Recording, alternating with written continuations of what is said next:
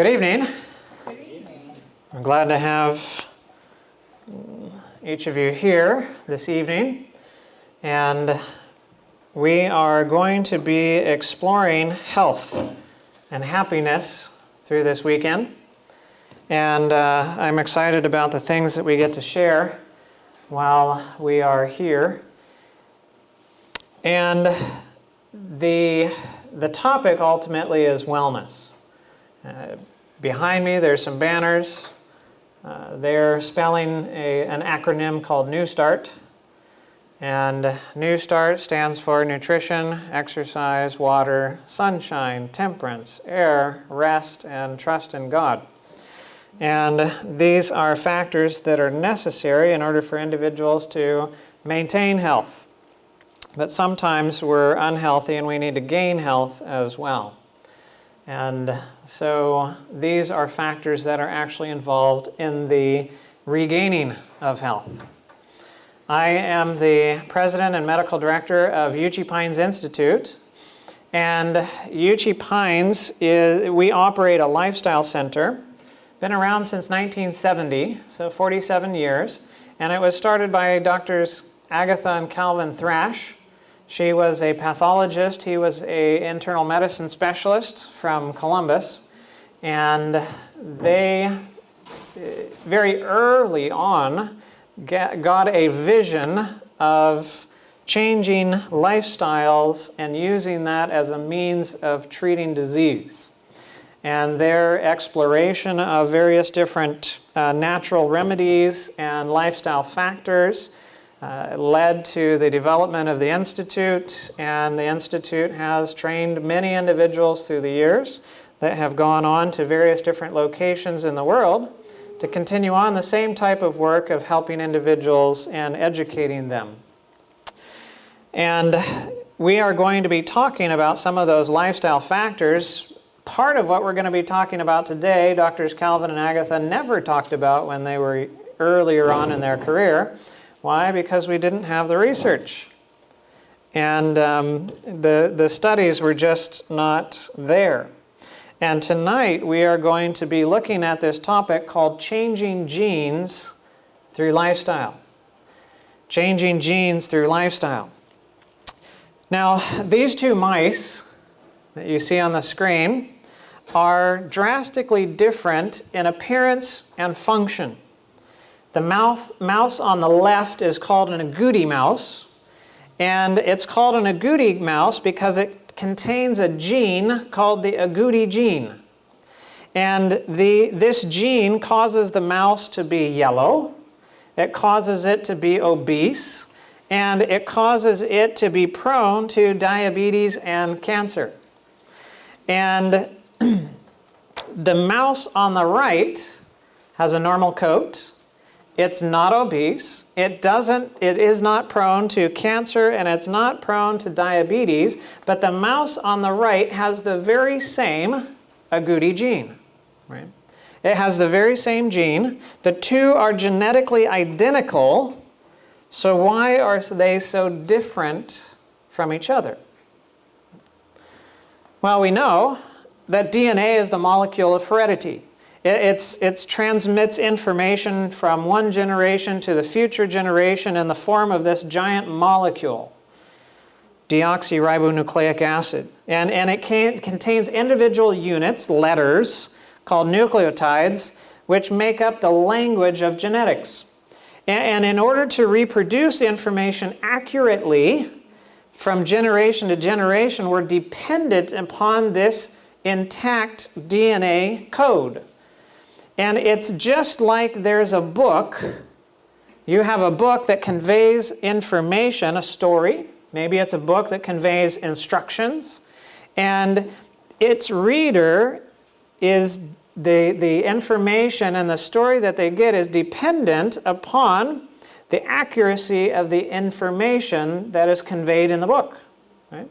And so that information includes the letters. The letters, of course, make up the words make up the sentences, the paragraphs, and the chapters of the book. And if you mess that up, there's problems. Now, this is a typical page. I don't expect you to read it, but it's a typical page with a typical number of letters on that page.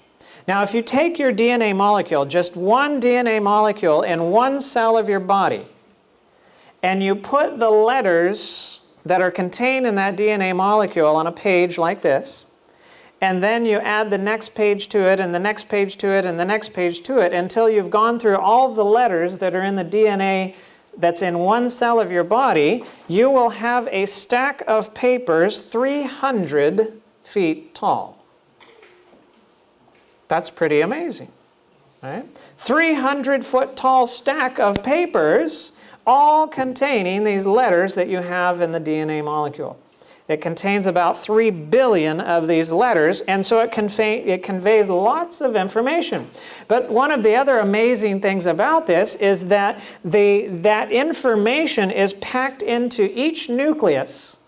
There's the small little nucleus on the inside of the cell, and that nucleus, if you go to a ruler, a meter one, not a US one, international one that's a meter long. If you go to that ruler and you cut that meter into 10, then you have 10 pieces, then you have a decimeter, right?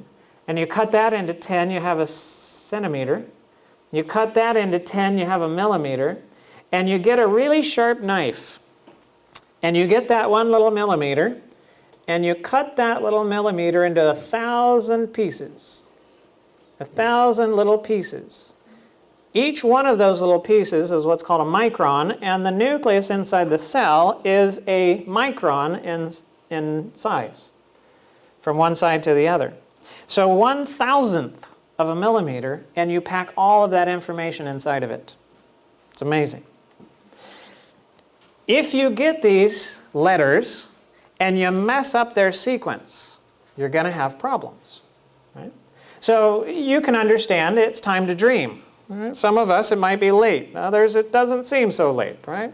For the little ones, it might be getting closer to time to dream.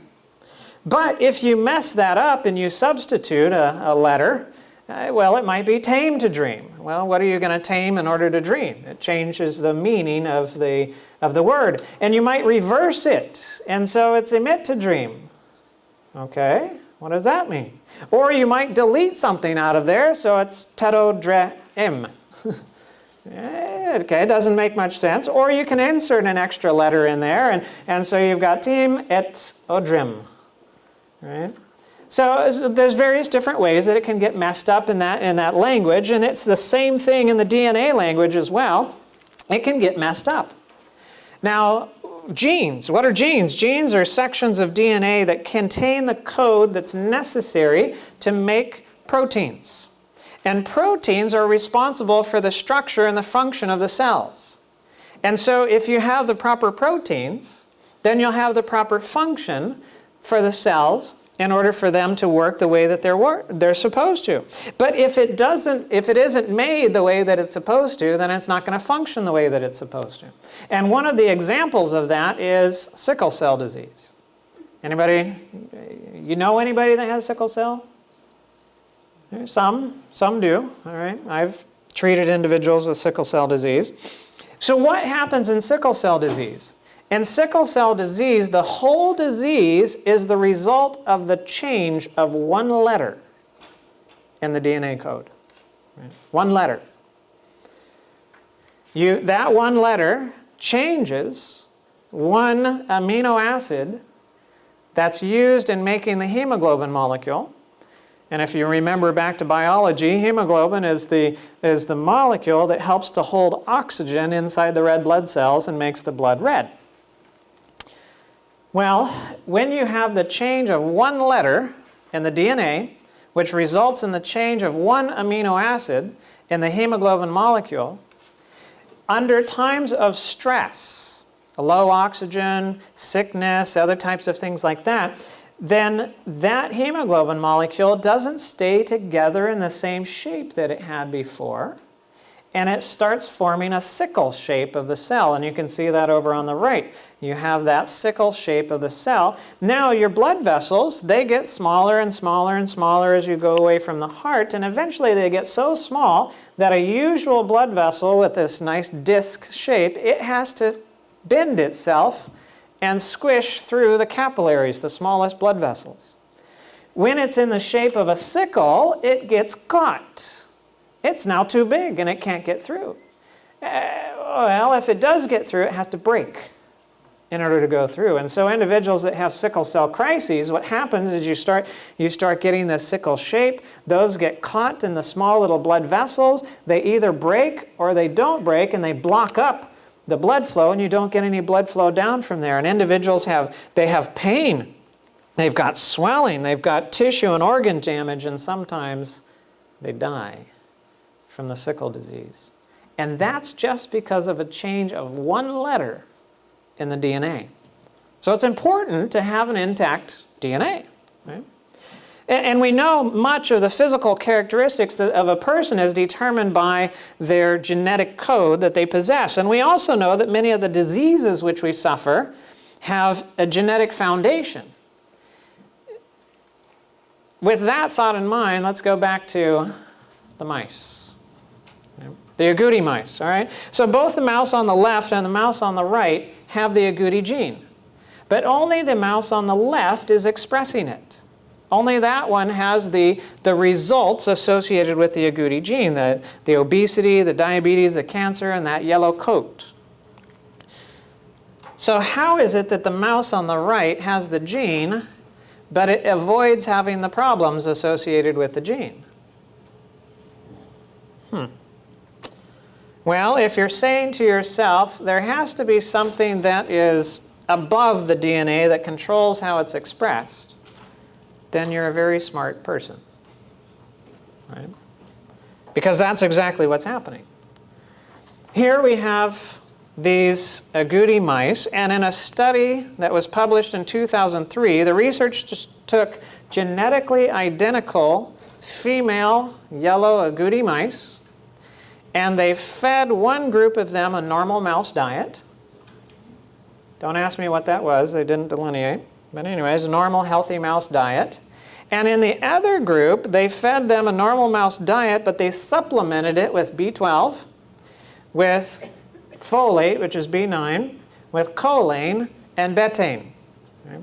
And all of these are substances that are known to add something to the body, and it's called methyl groups. And a methyl group is simply a carbon with 3 hydrogen atoms attached to it. That's what a methyl group is. See, these are methylators. And so they fed these two different diets to the mice mothers, sorry. And what they found is that the mothers that they fed the regular rat diet to, or the regular mouse diet, I should say, they had normal agouti gene expression, yellow coats, cancer, diabetes, early death, and so on. But those that they fed the other diet to, supplemented with the B vitamins and the choline and the betaine, a significant portion of the pups born to the mothers had normal mouse-like traits. Brownish gray coats, they weren't prone to obesity, they weren't prone to diabetes, and they weren't prone to cancer. And so it's almost as if the diet turned off the gene. Well, the scientific community, they've been arguing for a long time, although it's changing now, that everything about us, like our appearance, intelligence, preferences, diseases, and so on, are all dependent upon this DNA code, the letters and the sequence of the letters that are in the DNA. And if we can only just sequence this code, and of course we've done that, right? If you could only sequence this code, we could figure everything out. Well, the agouti mice present a problem with this theory.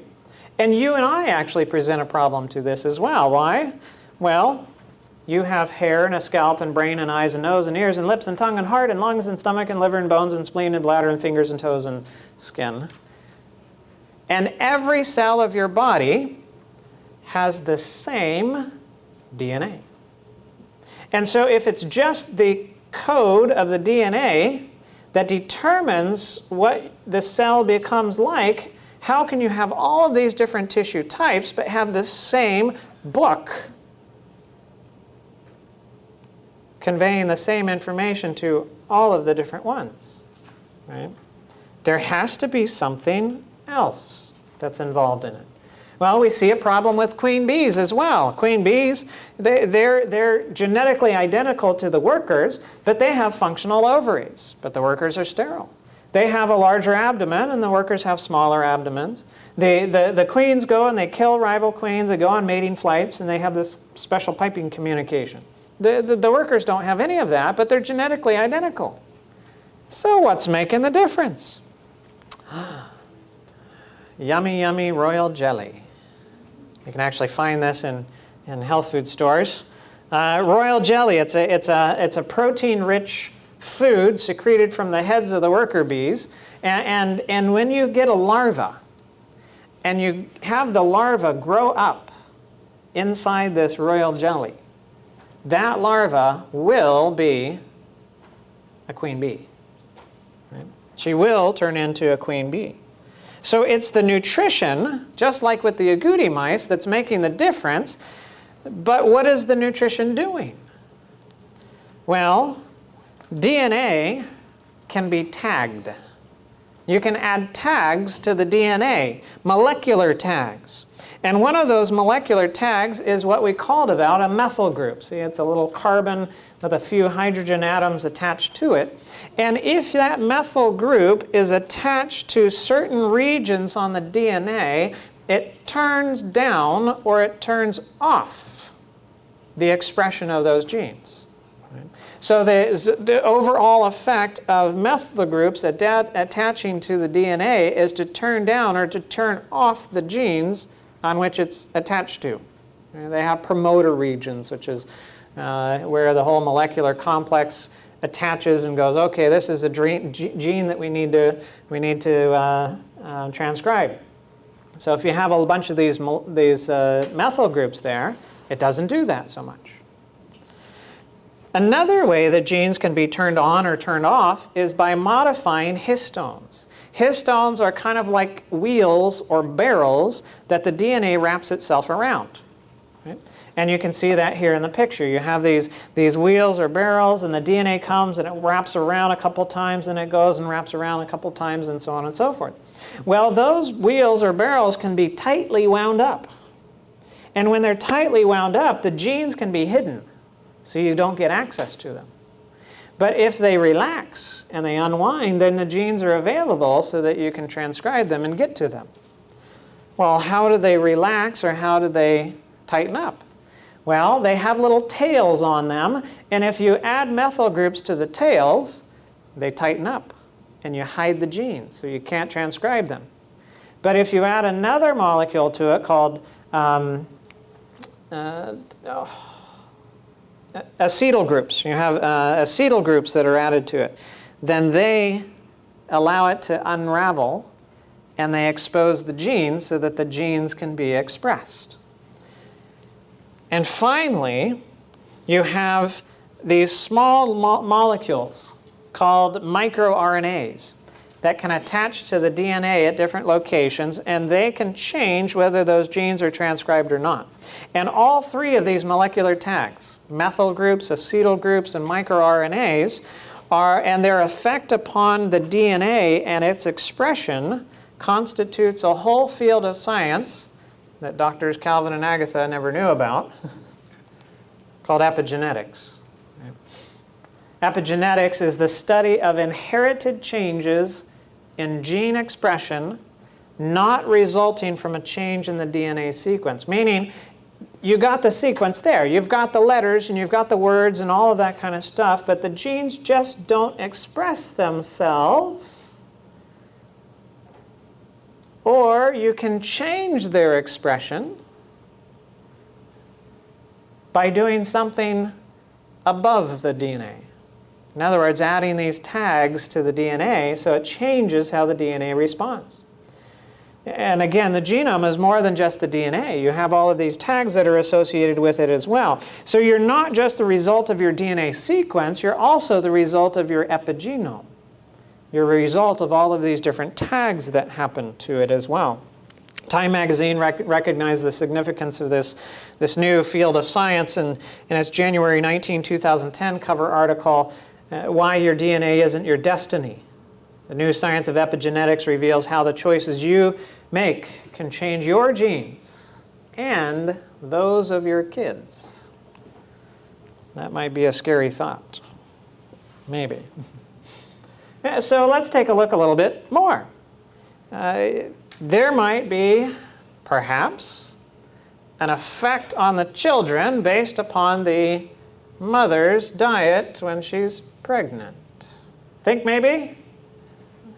Pickles and ice cream might not be the best thing for the baby, even though mommy might be craving that at the time, right? So there's a study, again, that was done. This time it was with rats.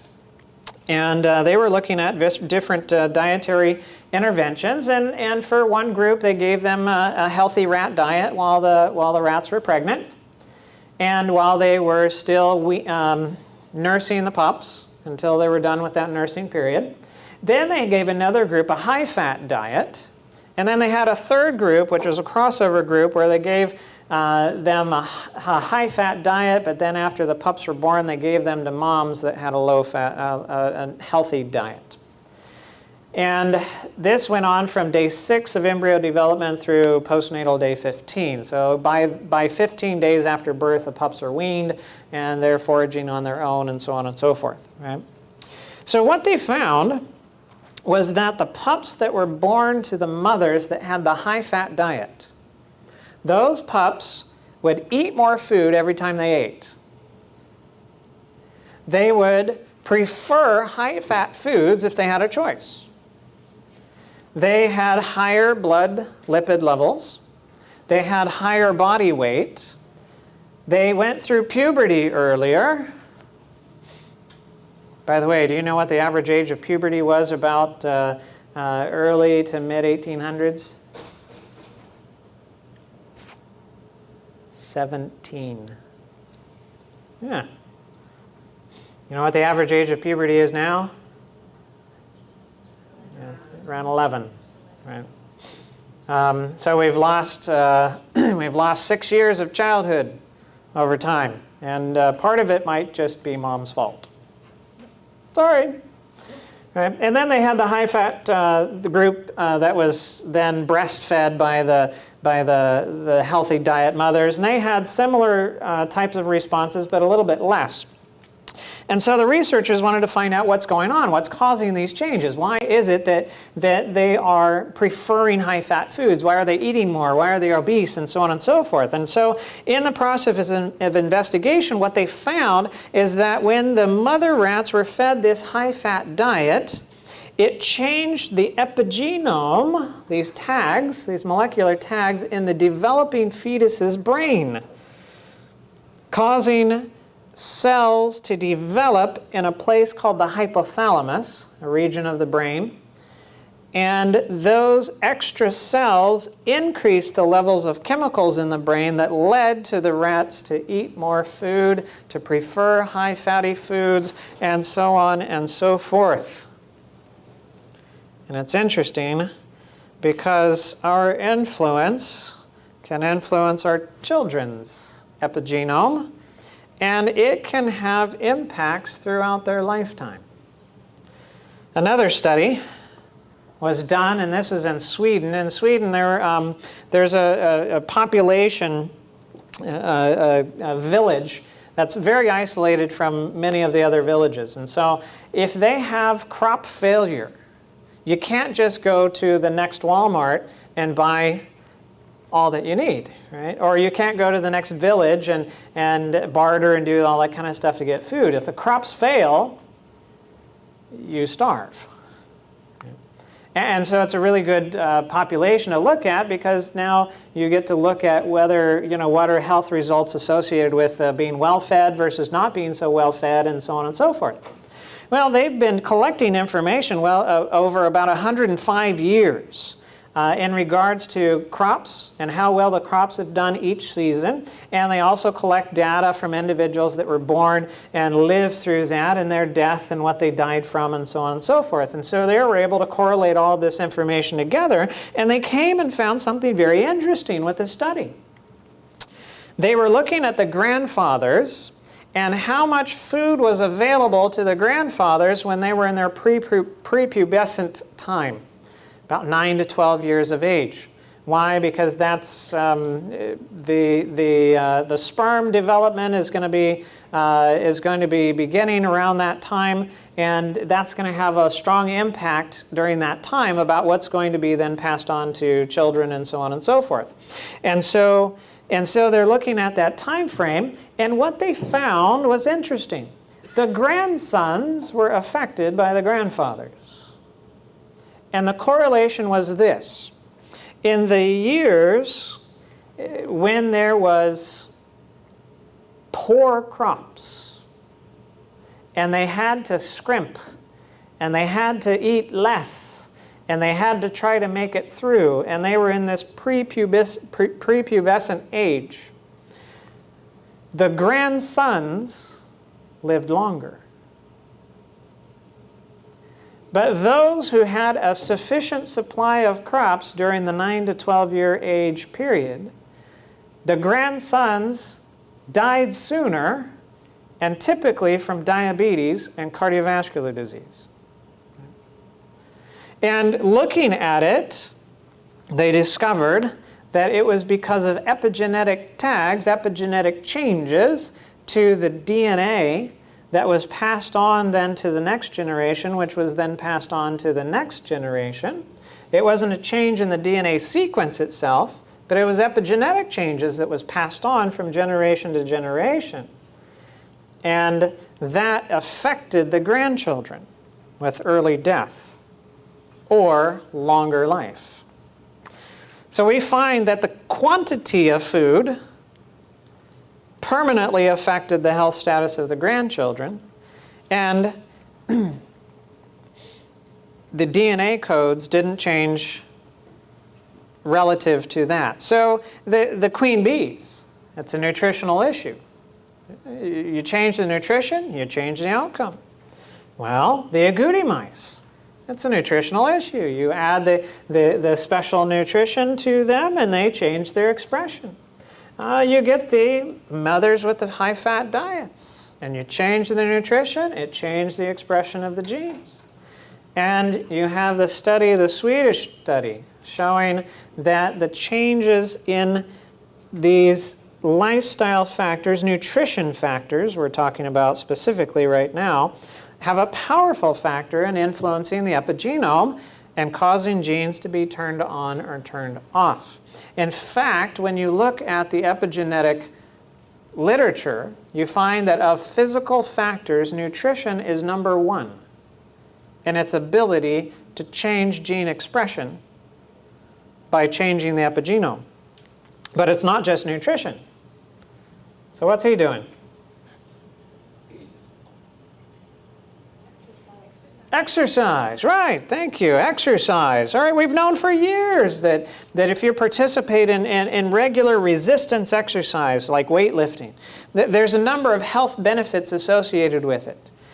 You increase the muscle size and muscle strength, there's less insulin resistance, it helps with diabetes, and so on and so forth. But we didn't really know exactly how the changes came about. Well, guess what? Studies now are revealing that when you regularly participate in resistance exercise, the methylation pattern, those little methyl groups and them being added to the DNA, the methylation pattern changes in the DNA.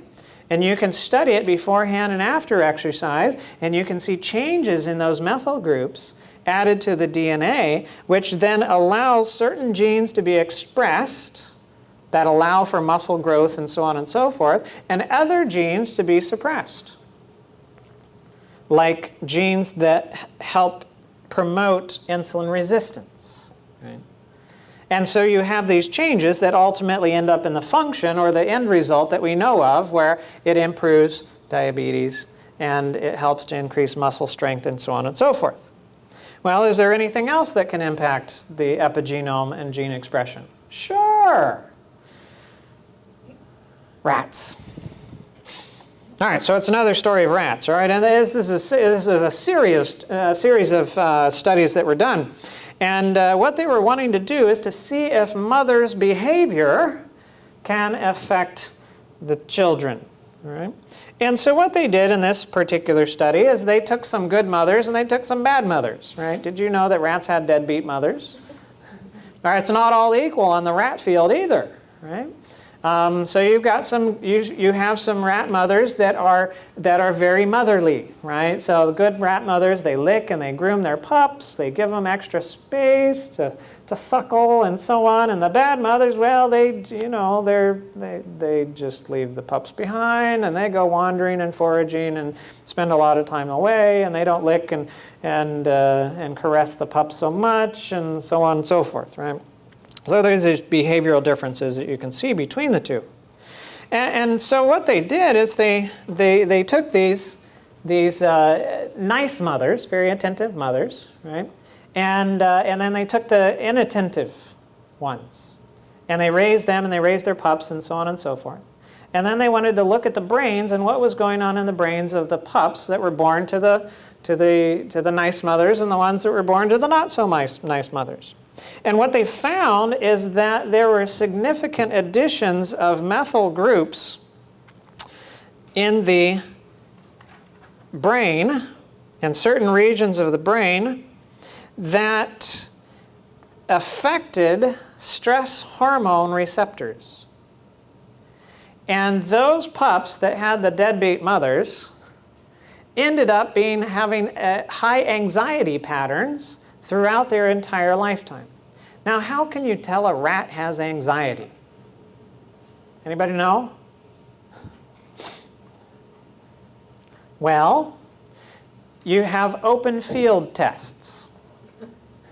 And an open field test is you put them inside of a container, and you can have a camera that follows the motion of the mice or the rats, and you put them in that container, and there's nothing to cover them, there's nothing to hide in. And so it's an open field.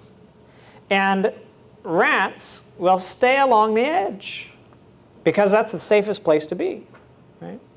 And so they'll go explore the edges and the edges and the edges and the edges and the edges, and the ones that are really nervous are ones that really stay by the edges. They're afraid to go out and explore anywhere. The ones that are less nervous are the ones that are more explorative. Yeah, they check the edges, but then they go venture out into the center, and then they go back to the edges, and they go and venture out into the center some more, and then they go out to the edges, and they're more exploratory. They're less afraid of that open field and that open environment. So that's how they extrapolate anxiety. But anyway, so rat anxiety changes the structure in the brain. Now, interestingly enough, was that because of genes or was it because of the epigenome? Well, you switch the pups now at birth. You've got the inattentive mother's pups, and you have them raised by the attentive mother. And you take the pups from the attentive mother and you have them raised by the inattentive mother. Guess what? You have the same affected pattern, not by the ones who were born to the inattentive mother, but by the ones who are raised by the inattentive mother, right? You have that increased anxiety. So it's not just because of what happened in the womb, it's because of how mom treated the pups after they were born that made the effect. And the final study that they did was an interesting one, is after getting these results, and you have the pups that are born to the inattentive mothers, the deadbeat moms, and they have all of these epigenetic changes that would normally lead to this anxiety pattern through their life. What they did is they injected a substance, infused their brains with it, called trichostatin A, and this drug can remove methyl groups from the DNA. So it removed the methyl tags, the tags that were added to the DNA from the deadbeat mothering, and guess what the rats did not exhibit now through the rest of their life? Anxiety, That's right. They did not exhibit the anxiety patterns before. So conclusively, through these studies, they show that, okay, well, it's not just the fetal environment, it's the behavioral environment of mother, which adds methyl groups and so on and so forth to the DNA, and you can use a substance to wipe off the methyl groups, and the effect goes away. Right? Very interesting. And also they found that inattentive mothering affects the babies in such a way that it increases the estrogen receptors and makes them less attentive to their babies too, with these changes that happen. Well, so we find that social factors that are between the parent and the child and cause significant changes to the epigenome. We haven't thought of it necessarily as an epigenetic issue, but we know social factors affect children, don't we? You know, to grow up in a home where you're abused is much different than to grow up in a home where you're not, right? And the changes are significant. And the effect of these social relationships, it can be good news or bad news depending on which side of the fence you've been on, right? But is it always permanent, and can it never be changed? No. The studies show that the epigenome can be changed even into late life. Right? Yes, things might be, tags might be added, things might be changed, and there might be effects through the lifetime associated with what parents did or grandparents did, but there's things that you can do in your own life to start changing it around, right? Turning off that effect. Now let's look at another interesting study. This was done by Dean Ornish and his friends in 2008 in California. This pulls a lot of these factors together. So we talked about nutrition, we talked about exercise, we talked about psychosocial factors, right? Now here's not a rat study, this is a people study. Let's get to people. So this is a people study, and what he was doing is he was looking at men who have low-grade prostate cancer. And low-grade prostate cancer, it's considered okay to do a watch and wait, meaning that you don't have to do the radiation, you don't have to do surgery. You can kind of hang out for a while, watch how things go, monitor, and if it looks like the prostate cancer is progressing, then we do something. Well, instead of just watching and waiting, Dean and his researchers put them on an intervention program. What kind of intervention program? A lifestyle intervention program. And so what they did is they had a 3-day intensive residential retreat. So they went to Dean's Center. The 3 days, lots of classes and education, and this is how the program's going to work, and this is how you're going to eat, and we're going to have, you know, all of these different things that are going on. And then after 3 days, they kick them out to home, and then that's the outpatient phase. And then every week, a nurse calls them up, asks them questions and how things are going, and so on and so forth. They're involved in stress management classes. They're doing some moderate exercise regularly. They're in psychosocial support groups. But then, very importantly, is the dietary interventions. And Dean puts them on a very low-fat diet. Very low fat. 10% of your calories from fat, that's really low. Now, just try to do it in your own diet and get down to 10% calories of fat. It's pretty low. There's certain things that you cannot eat and keep it that low. And he put them on a whole foods, plant-based diet. So no animals, no animal byproducts or anything like that. And they used some additional tofu in there. Dean's a fan of fish oil, and there's more research coming out showing that it might not be the best thing. And then there's the mercury and some other stuff that's associated with it. And flax oil, I think, is probably a better option. Vitamin E, selenium, vitamin C. And guess what?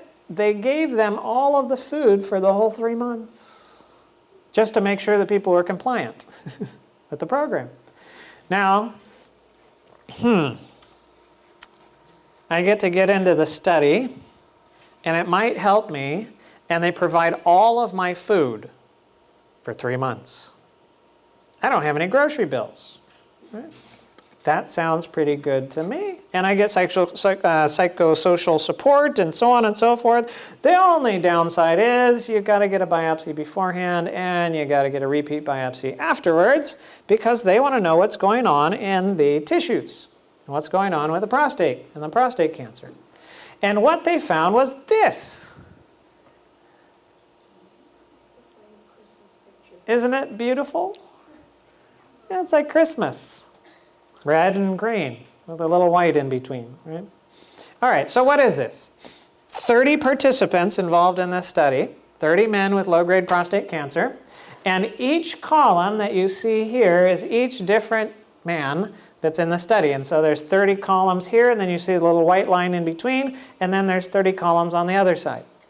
Well, each column represents a man, and they're in the same order before the study and after the study. Right? So they're in the same, right? And you can see that there's a change in color. What does the color represent? The colors represent protein traffic inside the cells. Now remember, genes code for what? For proteins. Right? Genes code for proteins. And so if you have a lot of protein traffic of specific proteins, and that's what the rows are, right? These nice little letters, number combinations, those are different proteins that are known to be associated with prostate cancer.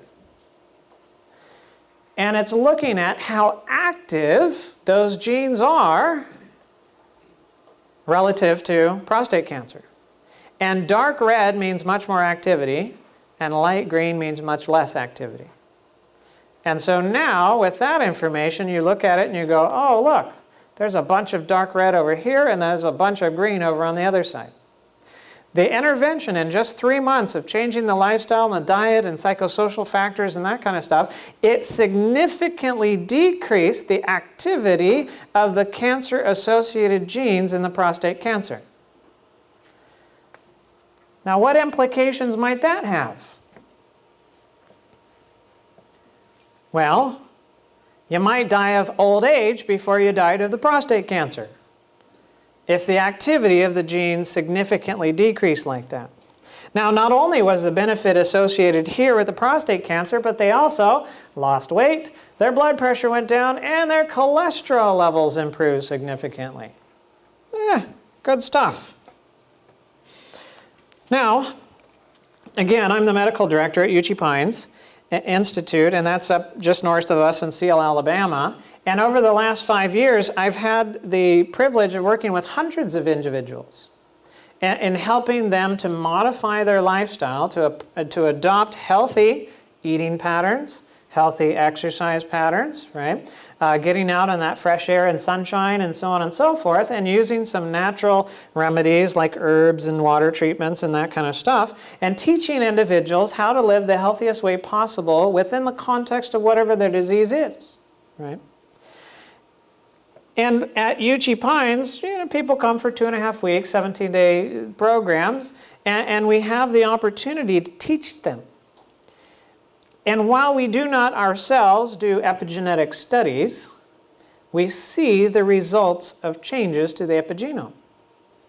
Because we have individuals that I run into, because I've only been there for 5 years, but I run into people and they're like, oh yeah, we went there 22 years ago, and guess what?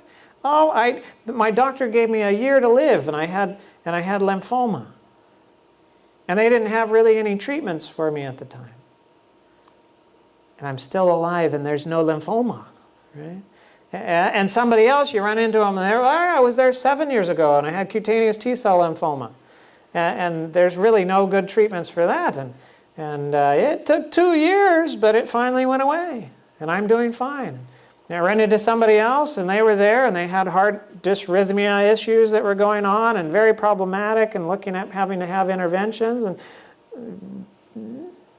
over the last 10 years, they've only had 5 episodes that they could count. And they were fairly short and went away pretty quick, And other individuals from that standpoint. It's powerful what happens when you start using these different things that utilize the epigenome to change gene expression. Well, Mary came to us a few years ago, and she was in trouble.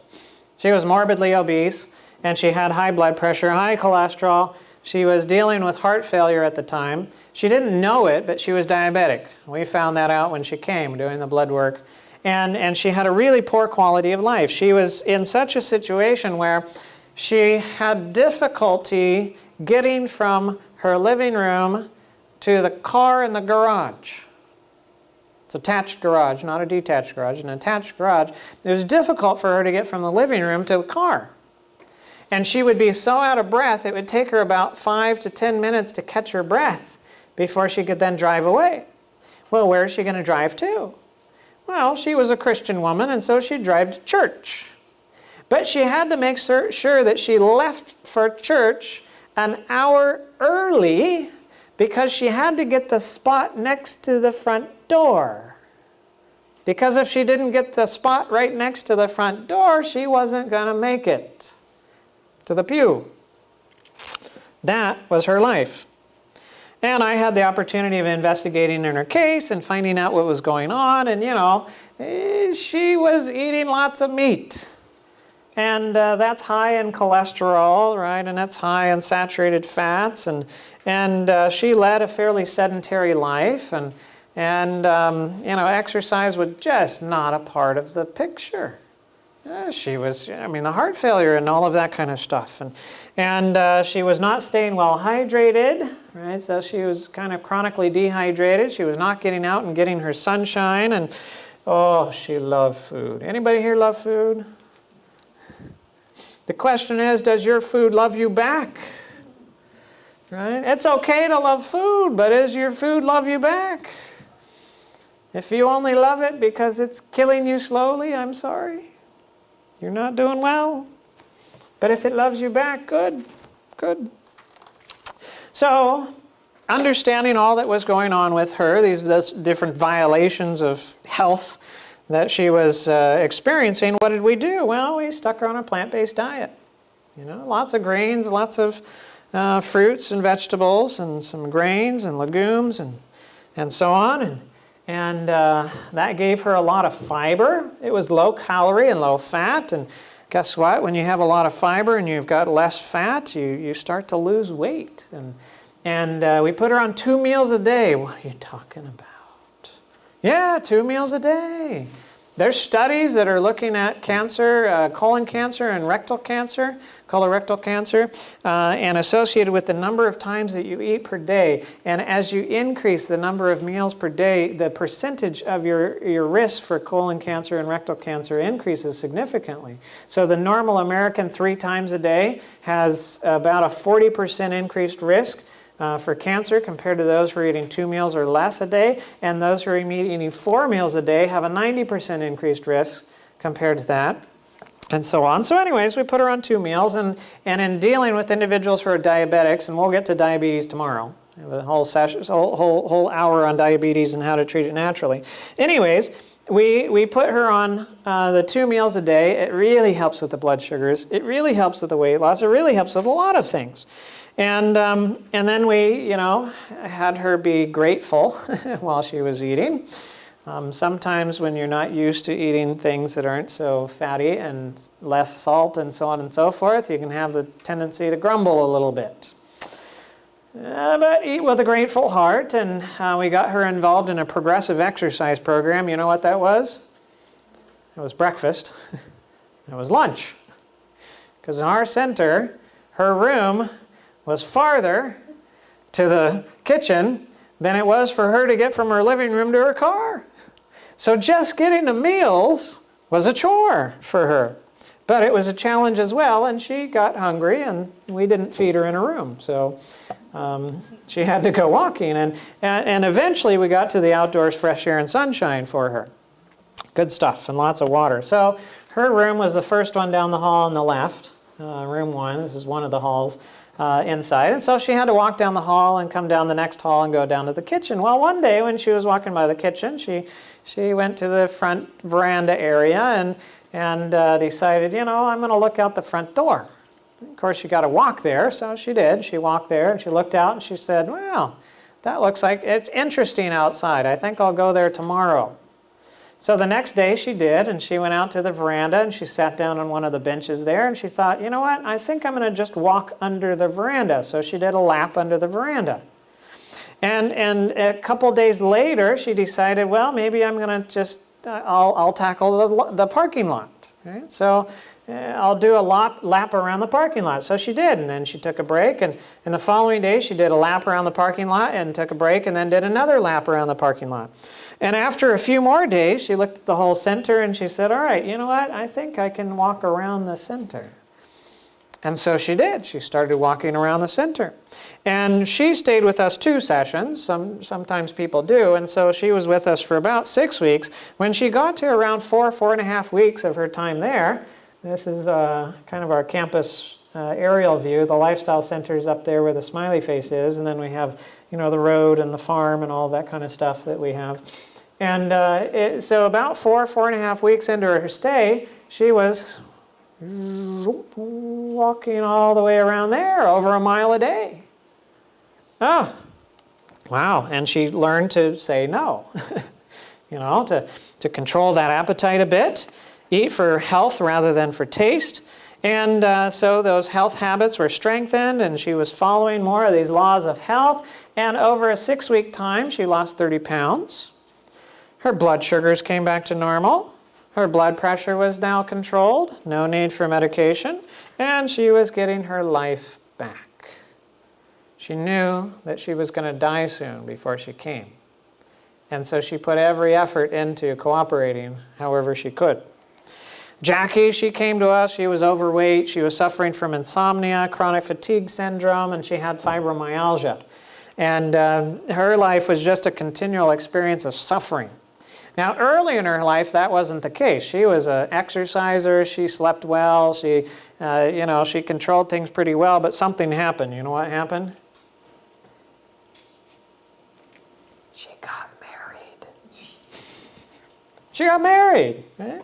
Her husband was not interested in healthy food. He was not interested in healthy habits. And slowly over time, she drifted and she paid for it. And so, you know, the diet changed. She started eating like him and adding more animal products to the diet. And then the exercise started drifting off because she was busy at work and getting overworked. And then she was having difficulty sleeping. And then that was messing up everything else. And she was developing these diseases. And life was just miserable.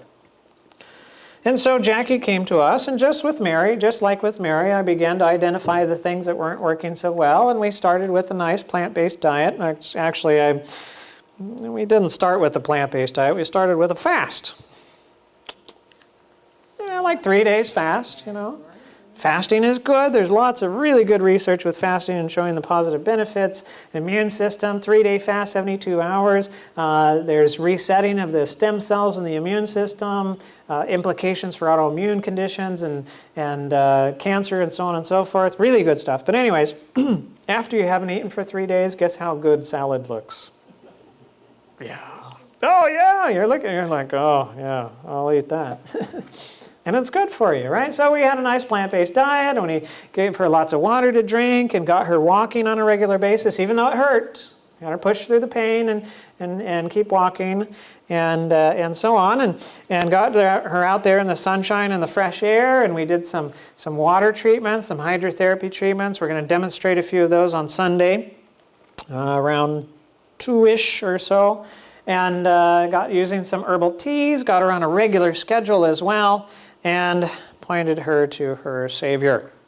And so what did she do? Well, you know, sometimes it's not so easy. Sometimes it's difficult. Sometimes there's challenges. So she had difficulties, right? But she trusted in the Lord. She kept going on. She continued doing what she recognized was right, and she lost some weight. It wasn't a whole lot. I think she maybe lost around somewhere between 5 and 10 pounds during the 2.5 weeks. And that's not much when it comes to weight loss there. But her pain was less. She was feeling much better, really, in regards to her pain. Well, I followed up with her about 4 or 5 months later, and at that point, she had been strict. She'd been keeping with her new lifestyle, and she was sleeping like a baby. Like, oh, sleeping so well. It's like all the old days. You know, I don't have any problems with getting to sleep or staying to sleep. And she had no pain. Oh, she was so excited. She hadn't had a day free of pain for years. And no pain now. And her chronic fatigue was gone. She had lots of energy. And she lost 60 pounds. In 5 months. That's pretty good. I don't have time to talk about Ivan. We're running out of time. He came with diabetes and obesity and so on and so forth. And we did all similar types of stuff with him. And he did so much better. He stopped all of his medications. He had medications for diabetes and blood pressure and cholesterol. We stopped all of those. And in 1 month, his blood sugars came from 173 to 101. His hemoglobin A1C, which is a marker of the average blood sugars over the last 3 months, it came down from 12 to 9.7. Now, 9.7 isn't great, but 12 is horrible. And so it's better, you know. And his blood pressure, he was 153 over 102. When he left, he was 90 over 70, off meds. And he was on meds when he came. His cholesterol went from 192 to 164, and we took him off his cholesterol medication. Triglycerides went from 158 to 80, which is ideal. The HDL, which is his good cholesterol, came up, and his bad cholesterol, the LDL, went down from 124 to 101. And before, he was having difficulty walking, and he got done, and he was working on preparing for a 5K. And yeah, I don't have time for Michelle, ovarian cancer, and the results that she had, and so on. Beautiful stuff. You've got that in your handouts. Lillian and her lymphoma, and the things that were beneficial in her in overcoming her disease. Dave, an administrator, came to us in January of this year, and diabetes and heart disease and obesity and so on and so forth. I just talked with, I was actually with Dave at an interview, was it a week ago? A week ago. He's lost 53 pounds. His blood sugar levels are right down into the normal range. He's doing excellent. He's so happy about life, and so on. So many different stories. And there's this fat guy on the left, and he's not so fat on the right. What?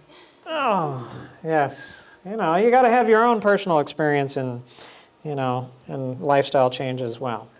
So as we survey the land of research and we look at the things that impact our health, it appears that lifestyle factors and their impact upon the epigenome have the greatest piece of the pie. Right? Yeah, sure, there's the DNA sequence, there's medical care, there's environment, and so on and so forth, but it's really this epigenome and lifestyle that's the big piece of the pie. And so what we find is that changing your diet and lifestyle changes your epigenome, which changes your gene expression, which very literally changes you. But not only that, it changes your children too. So how long can this effect go? Right? How many generations can these epigenetic changes go? Well, we know from the queen bees that it affects the individual, sure. And we know from the agouti mice that it can affect the children, and we know from the Swedish study that it can affect the grandchildren. What about the great-grandchildren?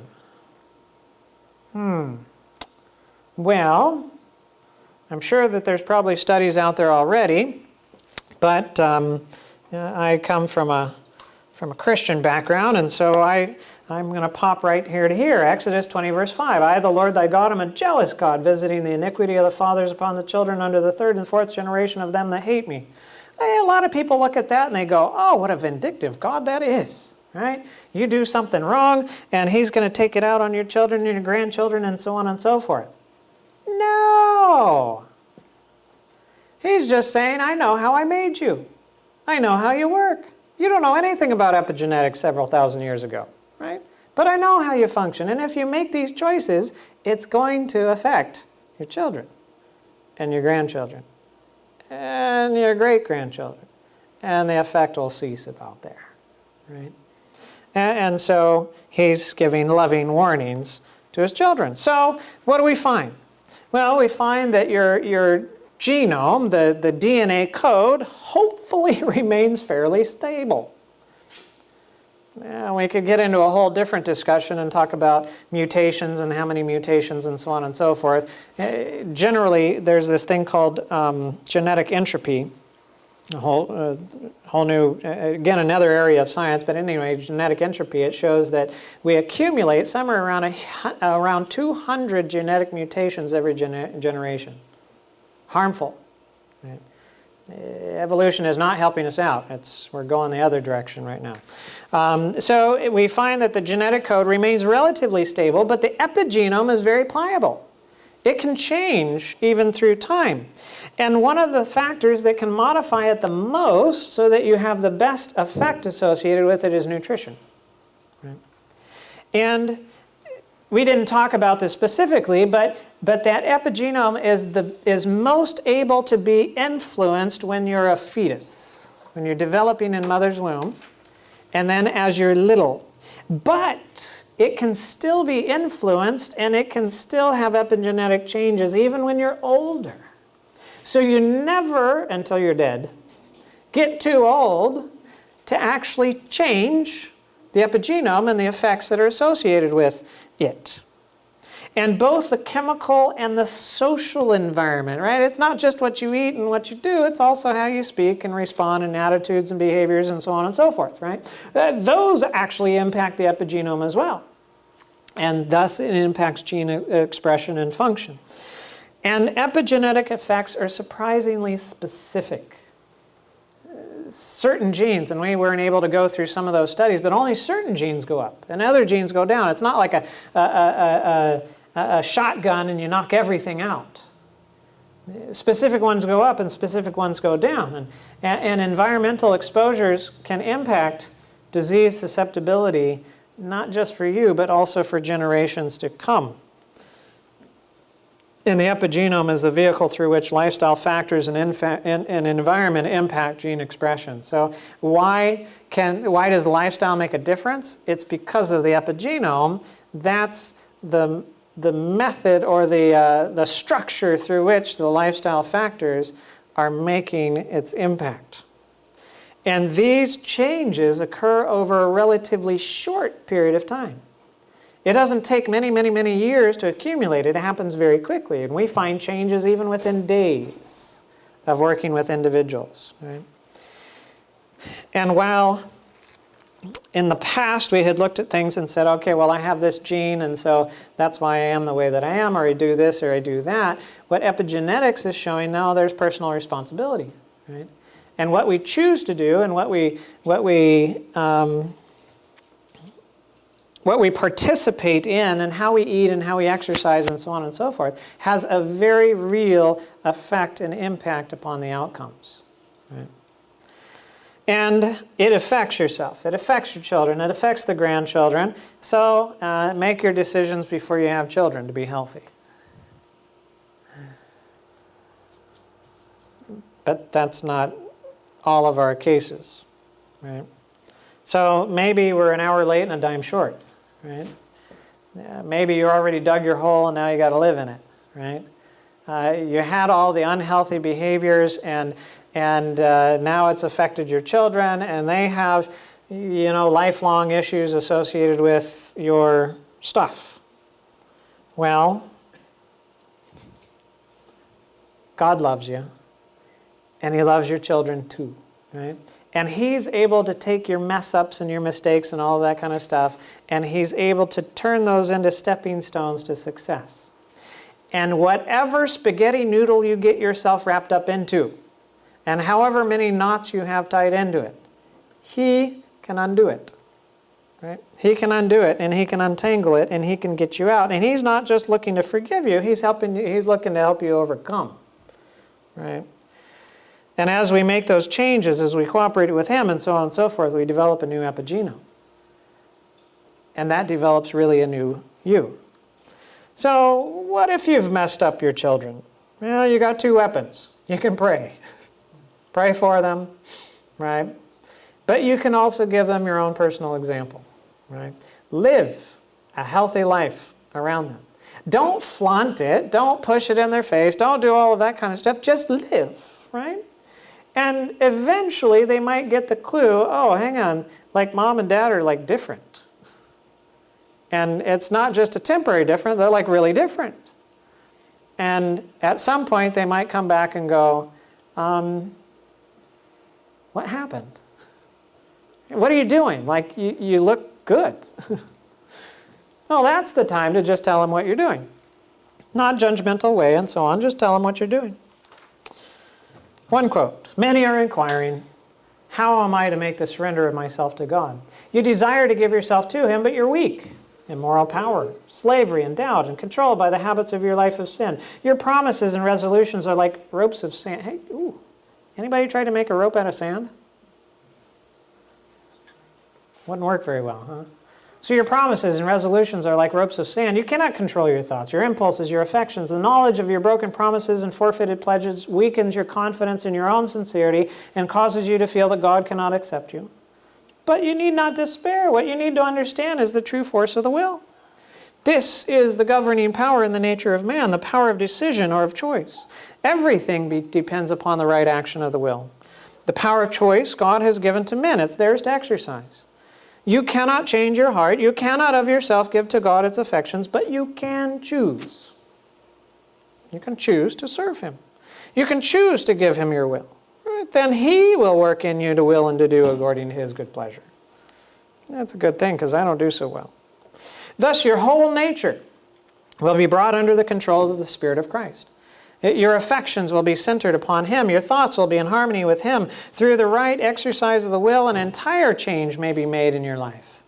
By yielding up your will to Christ, you ally yourself with the power that is above all principalities and powers. You will have strength from above to hold you fast, steadfast. And thus, through constant surrender to God, you will be enabled to live a new life, even the life of faith. There's overcoming power. And it's there for you. And you might have a gene that predisposes you to something, but you have an epigenome. And that epigenome can change. And it can change in response to your lifestyle and the things that you do. Thank you very much.